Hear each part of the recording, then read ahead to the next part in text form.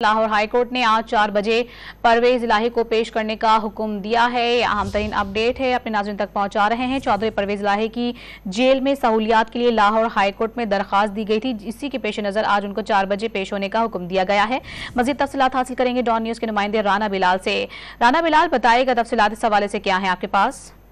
जी देखें, Lahore high court के justice Amjad Rafiq ने साबिक वज़ीर आला परवेज इलाही की दरखास्त पर समाअत की और परवेज इलाही ने जेल में सहूलियात की अदम दस्तयाबी पर हाई कोर्ट में एक दरखास्त दायर की थी, जिस पर आज समाअत करते हुए हाई कोर्ट ने आज शाम 4 बजे परवेज इलाही को अदालत में पेश करने का हुक्म दिया है। परवेज इलाही के वकील ने मौक़िफ़ इख्तियार किया गया था कि जो है वो साबिक वज़ीर आला है परवेज इलाही, इसलिए कानून के मुताबिक उन्हें जेल में कोई बेहतर क्लास नहीं मिल रही। अदालत ने AC और घर में जो खाने के हवाले से अहकाम जारी किए थे वो भी उस पर भी अमल दरामद नहीं किया जा रहा।